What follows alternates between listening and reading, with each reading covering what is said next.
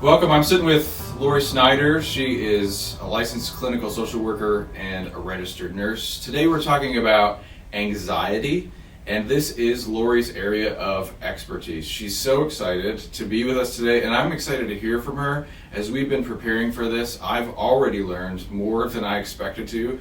We have so much ground to cover, and we're going to try to concentrate on some really good things for you to take away from our conversation. So, Lori, welcome. Thank you. It's great to be here with you. All of us know about anxiety, right? It is something that, in a way, we could say is universal. Yes. That's what you and I have been talking about leading up to this. So talk to us about how we should understand anxiety. What is it? Yeah, anxiety is one of the most common things. In us coming here today, we've felt a little bit of anxiety just preparing and how it would all go.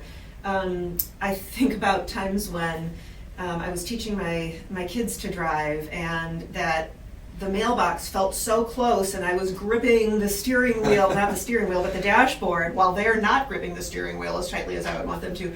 And the thing that overcomes us in that, the physical changes and the thought patterns that go along with that, from our youngest days, things that maybe we were afraid of that we really didn't have any reason to be.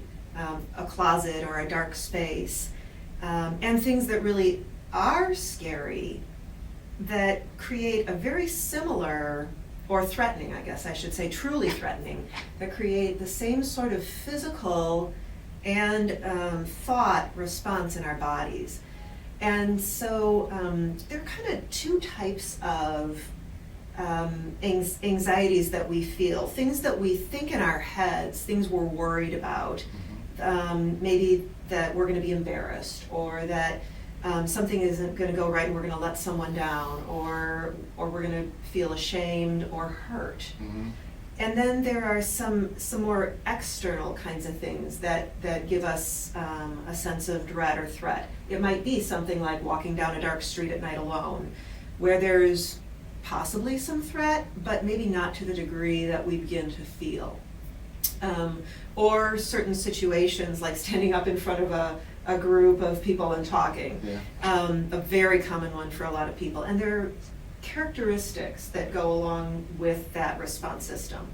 Some of the ones that I think are really, like, we probably could name a whole bunch of them. Mm-hmm. From rapid heart rate to changes in our breathing, more shallow, more fast. Blood flow is actually diverted in our bodies for the fight or flight response. Mm-hmm. And it is part of the survival mechanism in us. It's a good thing. If we were being chased by a bear, we would want to have a lot of extra blood to our arms and our legs and our heart and our lungs so we could run or possibly fight our way out of danger. Yeah. And we wouldn't want to pay attention to the pretty wildflower down on the ground. Mm-hmm. We wouldn't even really want to be aware of maybe a stick that gouged us in the leg, because we could survive it until we were out of danger. Sure. And so in that physical state that's primarily run by adrenaline, mm-hmm. we are kind of focused on avoiding the threat and whatever our brain has perceived that threat to be. And that's where it's also a little interesting, although there are very universal things that make most of us feel a little nervous, a little anxious, care for people that are safety for people we care about, our own safety, embarrassing situations. Some of the things that we carry with us are also unique based on past experiences we've had, mm-hmm. and to a degree, even past experiences that our relatives have had, mm-hmm. because there's a little bit of anxiety that's learned as well. Things that we've become accustomed to not be comfortable with. Sure. So all of that produces this very characteristic response in our bodies. And along with that blood flow being diverted from our arms and our legs, it's diverted from our internal organs. So our digestion slows down a little bit. And to compensate for that, our bodies kick out extra stomach acid. And that part of the process sort of explains why a lot of people feel nauseous, why people stress eat, or why people lose their appetite mm-hmm. when they're in this state. And then the other part of our bodies that's very affected is actually how our brains function. Okay. When adrenaline kicks in, a different part of our nervous system, the sympathetic nervous system, is taking over. And instead of the main clearinghouse of thinking that's right here behind our foreheads, sort of being in charge, the more rational center that has access to all kinds of things that we know, that sort of goes offline. Mm-hmm. And instead, our quick responses are being used. And again, it's a protective benefit, but it puts us into sort of a different way of thinking than we would when we're calm. Mm-hmm. And it's honestly not as reliable. So that's one of the things around anxiety that I think is very helpful to highlight, that although there might be a little bit of a threat, the experience of anxiety is sort of like a false alarm. Our brain sort of buys into really paying attention to this thing, and that's what our thoughts keep going over and over. Mm-hmm. That's why maybe we feel fine about something when we go to bed at night, and then we wake up in the middle of the night, maybe from a dream, maybe to go to the bathroom, and then our brain kicks in, and now we're thinking in ways that we wouldn't necessarily think during the day. Mm-hmm. And once that happens, it's really hard to think our way out of that situation, Mm-hmm. partly because adrenaline continues to be produced. And then you wake up in the morning and you look back on that and you're like, that was silly. Exactly. Right? And you realize an irrationality. I've certainly had that experience. Probably a lot of other people have. Right. Yeah. Another really good one around that is maybe if you've ever had an argument when you didn't mean to, you have a conversation all planned out.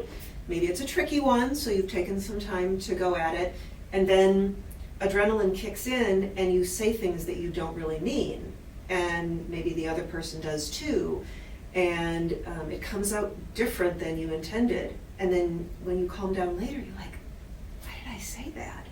Or that's not what I really meant, or gosh, or maybe you just replay in your head the thing that the other person said. So I had a moment like that the other night. I totally overreacted to my wife, who did something simple and completely without intentionality of making me upset. And I just completely overreacted and had to apologize the next day. Like that, I took that one too far. Yeah. I'm sorry. And I think we're all giving each other a little grace, at the moment in the midst of the pandemic. But yeah. So talk to me about what can I pay attention to? yes. You've got a few ideas that we've prepared to talk about. So what should I be paying attention to kind of notice anxiety and get a better sense of understanding when I'm feeling it, why I might be feeling it, preparing myself to deal with it? So the what, when, and why are really good ones. What do I feel like when I'm anxious? Do my thoughts go fast? Do my hands sort of shake? Do I get that sinking feeling in my stomach? Can I learn to pay attention to the tightness in my chest or my jaw? Those are all very characteristic kinds of things. Some people don't pay attention as much to their physical body, and the thing that they're going to be most aware of is the rate of their thoughts. Mm-hmm. Another thing that you can pay attention to is the sound of your own voice. Mm. When we're anxious, we tend to speak faster, louder, at a higher pitch, and with more of an edge. And so you can kind of train yourself to listen to that. In our own thoughts, they tend to have a more critical quality to them as well. Sometimes critical of ourselves, sometimes critical of the situation. Mm-hmm. You mentioned as we were preparing for this that there's some triggers that we should pay attention to. Yeah, so that would be maybe a when. If you know that certain situations are likely to make you nervous, maybe when you have to speak in front of a group at work, or if you have a small child that gets really activated certain times of the day, or if a baby that's got colic, those when you're around other people's stress, those can sometimes be triggering for you. And if you've had that experience a couple of times, chances are you're going to have it again. And so there are some, again, very common ones, but there are also ones that maybe we carry with us from other times in our life if we've had a bad experience. Definitely for people who have gone through maybe really challenging times in their childhood, those can be some setups for having a stronger reaction where our brain perceives a real threat, and Sure. it puts us Sure, into sure. that adrenaline cascade. So I know somebody who encountered a snake when they were young, and now they always have and they realize it's somewhat irrational, but still a lingering fear that even when they see a stick that looks a particular way, they've got to take another look to reassure themselves that it isn't what they encountered when they were little. Yeah, exactly. That's kind of what phobias are built on. And actually, panic attacks, I think, are good to sort of explain too, because anxiety is not always a very comfortable feeling. And when we don't know what to do with it, we develop sort of an anxiety around anxiety. Mm-hmm. So we maybe know that that's going to happen. If I walk into, a classroom full of people and I know that I'm going to have to stand up in front of them that day, I can have anxiety about going into that situation. Okay. And that's kind of the perfect setup for a panic attack, where you don't feel like you can get out of it, or you're in it and you don't know the way out. And so it's sort of that layered level of anxiety on top of anxiety. And so that was what, when, and why, both of those. So paying attention to when those times might come, that can give you some hints on ways to help yourself. So Lori, we're talking about, anxiety sometimes happens when we walk into a dark alley. Completely normal. We would think about that. You're a little kid, you're worried about monsters under the bed, right? Or I just mentioned my friend saw a snake when they were little. Mm-hmm. They're looking at a stick. It's a moment of hesitation. They've got to check again to make sure. Or you're talking about a panic attack situation, right? Where you're nervous or you're anxious about being anxious. What's going on physiologically? Sure. So our bodies are always taking in information from the world around us. And it's like a back and forth feedback loop between our processing centers in our brain and our experience of the world around us and the world inside of us. And when our brain, and it's kind of beneath the cortex, beneath the outer layer, inside here in the limbic system, the emotional response system, that recognizes something that doesn't look right.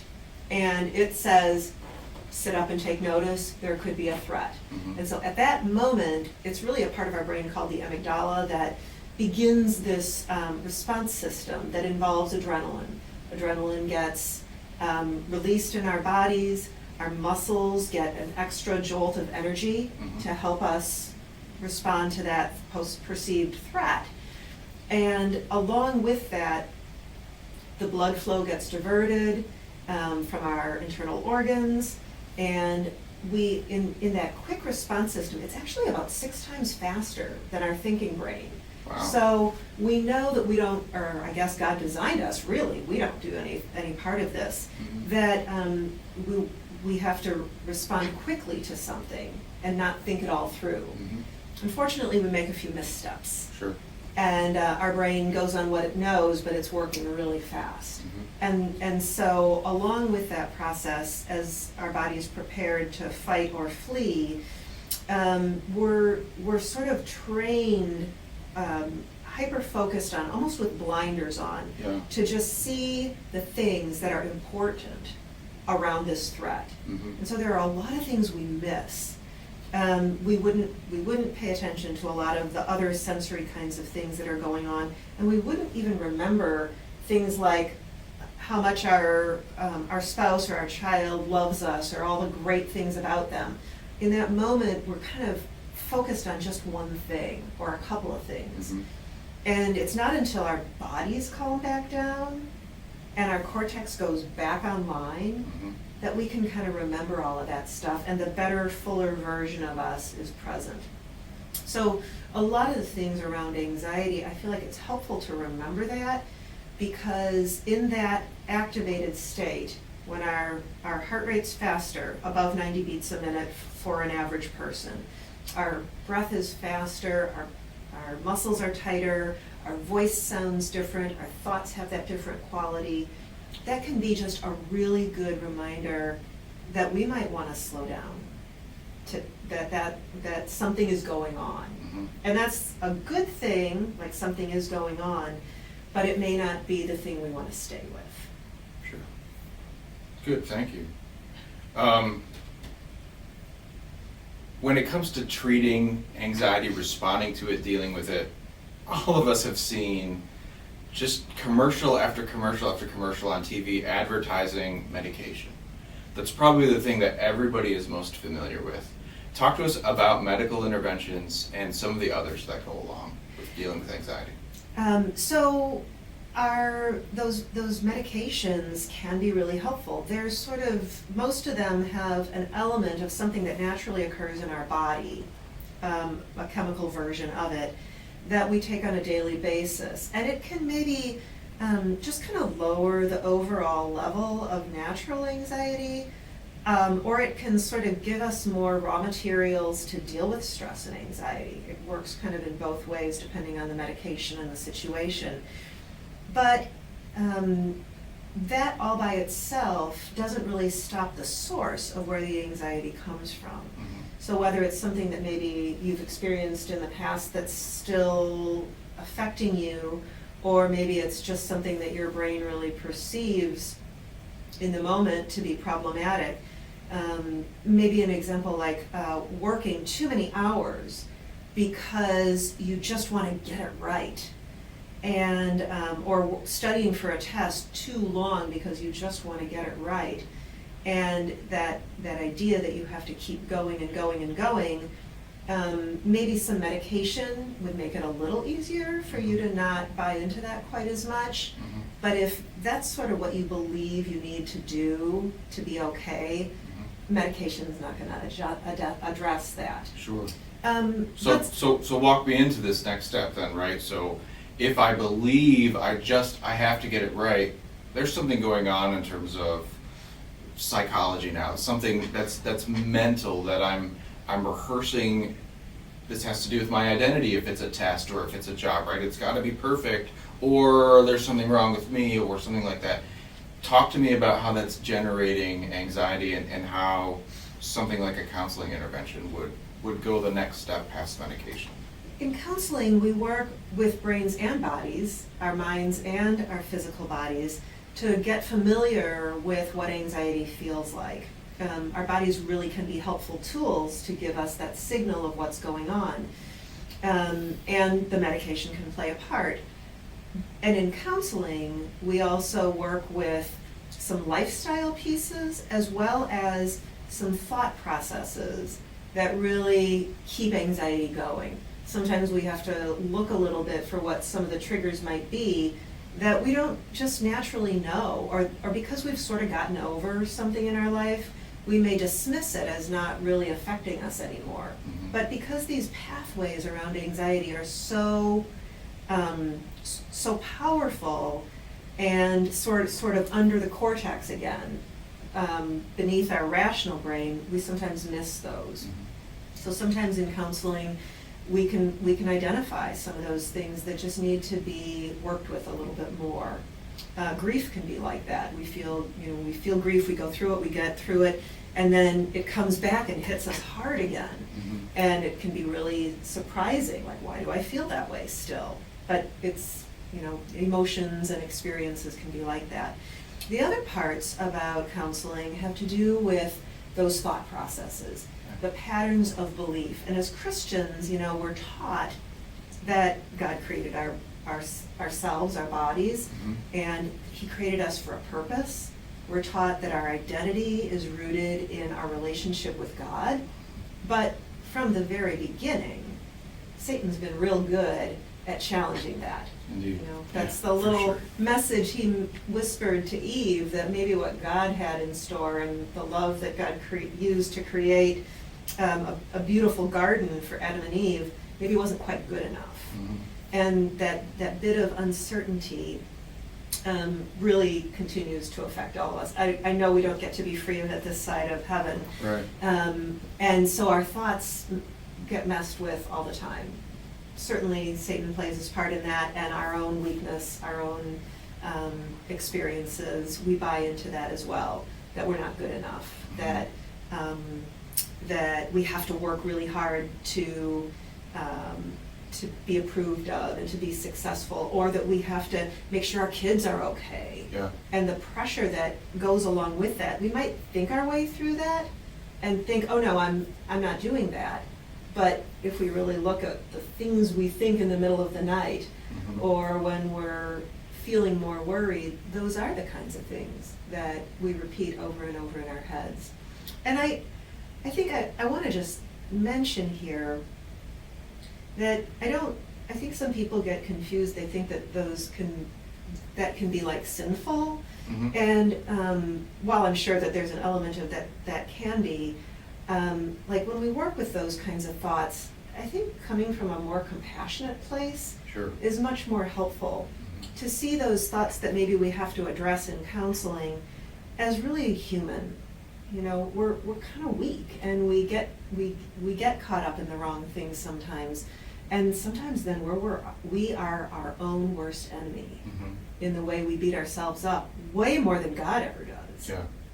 He comes in a very different way to us with love and forgiveness. Mm-hmm.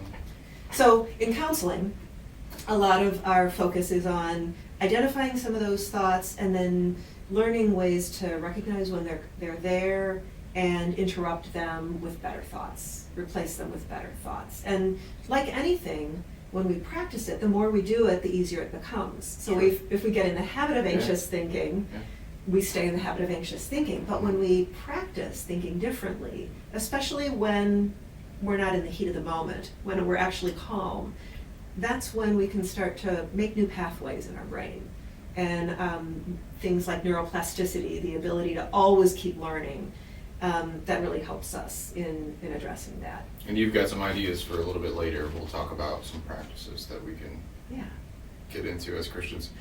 I've heard a lot of people really find ways to relax, outside, for example. Somebody I know, just loves gardening.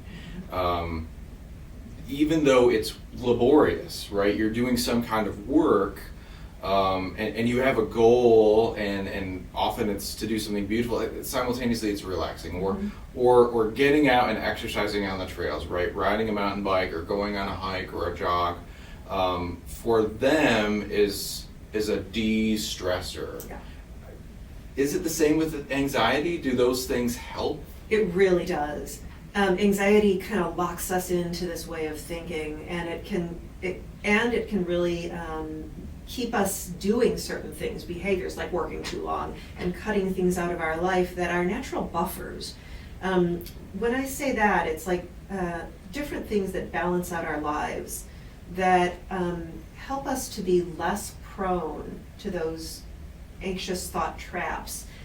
Something as simple as getting enough sleep at night, Mm-hmm. where our bodies refresh and we're in a better place. And the activities that we have, taking time for social connections, which sometimes really can be challenging in a pandemic. It's really challenging. But having time for social connections is soothing to our neurobiology. And then there are these categories of things that, how we were talking about the sympathetic nervous system before, that activated, adrenaline-driven state. These other things help shift us in the other direction. Okay. When we engage in something that draws us in, a hobby or an activity like gardening, or even it could be something as simple as folding clothes or chopping vegetables, where it takes enough concentration to help disconnect from the anxious thoughts, Mm-hmm. but also a familiarity where we can kind of get into a groove and we get a flow going that our bodies really respond to. It helps shift us out of that adrenaline-driven state back into what's called the parasympathetic side of the nervous system, Okay. where our heart rate is normal, where our cortex comes back online, Mm-hmm. and we kind of regain ourselves. Laughter actually can be one of those. Mhm. It's a diffuser that we see the irony in something, or just really the activity of laughter, the breath work of laughter is a natural de-stressor. And if you think about all the things that happen when you're anxious, a lot of just the opposite of that can be pathways out of anxiety in our lifestyles. So a little more variety. Doing something that is, how I was saying, in anxiety, in an anxious state, you wouldn't notice certain sensory things. So when I notice the green leaves on a plant, and not just the green leaves, but the textures and the shape of each of those, now I'm kind of zeroing in on that. Mm-hmm. That goes counter to where adrenaline would normally take me. It can be hard when you've got a big jolt of adrenaline. Sometimes we just have to wait that out. between 5 and 25 minutes once the threat stops, depending on the level of adrenaline, before that kind of comes back down and our brains and our bodies sort of get back to baseline. But when we notice at a lower level, we can do small things to kind of bring us back to that space that where we're noticing taste, touch, sight, sound, smell. Music is a great one. I think that's really accessible to a lot of people. Mm-hmm. And when we tune into music, maybe something that we actually like, that kind of draws us in, and it has that same effect. Thank you. So, as a Christian, Mm-hmm. we are called to bear one another's burdens. Mm-hmm. And one of the ways of doing that is there are times when we are wanting to figure out how best to care for someone who's experiencing anxiety, which is challenging because some of our instinctual reactions might not be the most helpful. So talk us through some of the best ways to respond to someone who's experiencing anxiety. You know, I think many of us, probably most of us, have had that situation happen where you walk into a room and before anyone has actually said a word, we feel something that puts us on guard. And it's probably because there's been some level of tension in that room.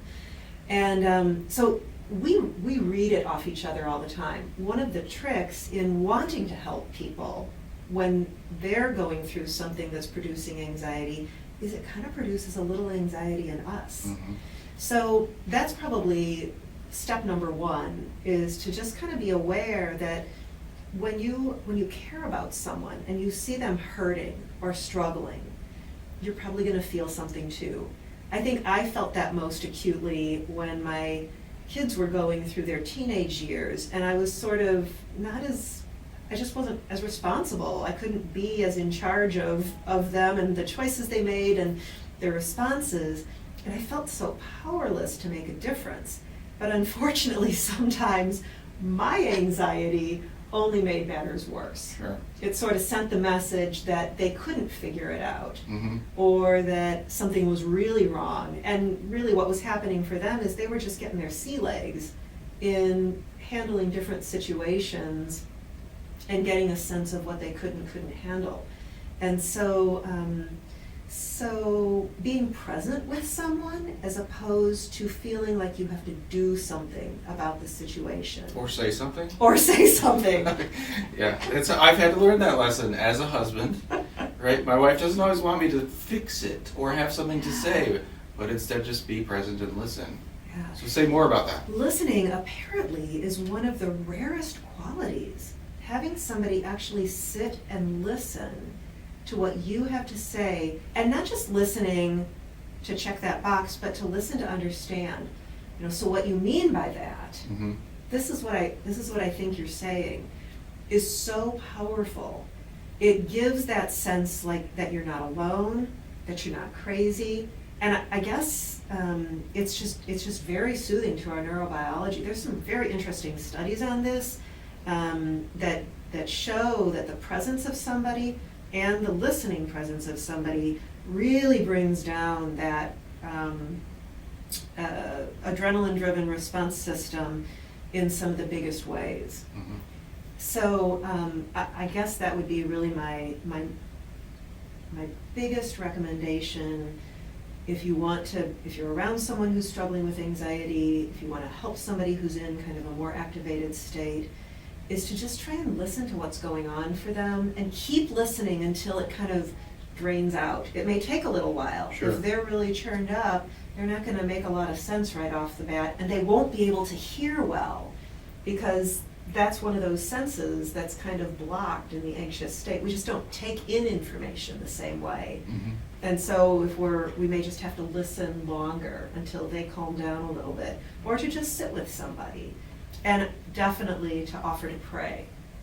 For those of us who understand who God is, who believe in God, when someone prays for us, we have that sense that it's going to a good place. Mm-hmm. It's going to somebody that actually can do something about it. Mm-hmm. That God who cares is now being invited into that. And sometimes we forget to do that. So offering to pray for someone, just telling them that you'd like to pray for them, would that be okay? Yeah. Whether it's in person or you take that with you and you commit to pray for that on the side, is also a very, very helpful thing. I think sometimes we're a little cautious around that because it seems like we might be stepping into something more personal or intimate. But I think you can get over that by asking, would it be okay if I pray for you? Yeah. Talk about how the fact that sometimes anxiety makes us feel paralyzed or hopeless. Yeah. Right? When those moments happen, we're engaging with someone that we want to care about, when is it appropriate to say words, and what words should I say? When somebody is really caught up in their way of thinking, until their body calms down, they will not be able to help themselves get back in a better thinking space. So if we try to reason with someone or bring reason into that moment, it actually might make matters worse because they might know that they're like off, but they can't get back to that calmer place. And so now it's almost like they feel pressure to fix it. It's sort of like that anxiety about anxiety piece that I mentioned before. And so if you say something like, well, Lori, you shouldn't feel that way. You know, you do a fine job talking in front of people. If I'm caught up in that moment, maybe I could hear that and take it in as encouragement, but I might just feel frustrated that I can't get there. Right. And then the paralysis side is sort of the end part of fight flight, when we can't figure a way out. It's sort of the next natural body response, and it's a freeze response. We've maybe seen that happen in the scary movies when something is jumping out at them and you were just like, run! Yeah. But they can't, they're stuck. And it really is physiological. Our the ability to tell our muscles what to do in that moment is sort of gone. It's temporarily offline. And so that happens a little bit around anxiety sometimes. It can maybe be a little bit like hopelessness, but physiologically, we just are very stuck. And once again, until our bodies make that shift, we won't really be able to know what to do next. And actually presence, again, is one of the most powerful things. People who do work with traumatic experiences like car accidents have some really interesting things to say about how to help someone in a really, like if they're in shock, if they're in that frozen state, just having a comforting hand on a shoulder, talking to them, reassuring them that you're there, is about the best thing you can do that will help kind of bring that neurobiology back online. And then the hopelessness, I'm glad that you brought that up because anxiety and depression can go hand in hand. They can feed off each other. They actually run on very similar pathways in our brains. And a lot of times anxiety causes us to isolate and pull back from things. It says that's dangerous, I'm not going to go there. And our worlds can get much more narrow, more and more narrow. And actually, this is something I teach clients, I should have mentioned this before. Anxiety tells us to step away from something, and for the moment we feel better. But actually, when we pull back from something we're anxious about, the anxiety actually deepens. We're actually making matters worse in the long run, because the next time we get in that situation, now we haven't had a positive experience, we've just avoided. It can be really difficult, and then that can really lead us into a very helpless feeling, and maybe really more isolated. Depression can kick in on top of that, where isolation feels good, but like anxiety, depression tells you don't do that, that's not going to make you feel better. When we listen to depression, it's natural, we feel better in the moment, but depression also kind of deepens from what we say to ourselves when we're in that state. So the hopelessness, it's not something you can really fix for another person, except to maybe understand some of the things we're talking about today and help hold on to the hope that things will change. Our moods do change, our emotions do change. We wake up in the morning and the sun is out and we do feel a little bit better. We're out of that really tired state or activated state, and we do remember some things that help us, and especially if we work at it. Good. Let's talk a little bit about engaging people experiencing anxiety or dealing with it on our own from a Christian scriptural perspective. So one of the things that's clear all throughout the scriptures is that there are so many times when we are invited to bring our cares before God, to hear his promises, and even to rest there. Right? I know this is something that's important to you, so talk a little bit more about that. You've brought up Psalm 46, be still, but you also got some ideas coming out of Paul's letter to the Philippians. Yes. And I really like how often in Scripture the words fear not show up. And I think while we might hear that as sort of a command, I think of it more like it's so common to be afraid. An angel shows up and you're going to be afraid. Right. Like we need to hear, fear not. And so instead of it being like a sign that we're doing something wrong, to me, I think that's normalizing. You're going to be afraid, but here's why you don't have to be. Mm-hmm. And I think that's the essence of what our Christian faith can help us with around anxiety, is what the truth actually is. The truth about who we are, especially as children of God, and how we can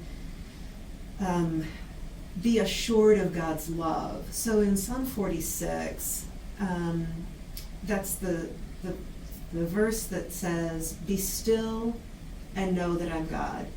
That's an invitation to come into God's presence, to remember who he is. And because of who he is, we don't have to work so hard. Yeah. We don't have to do all those things that we think we need to do. Mm-hmm. It's like... I don't have to save myself.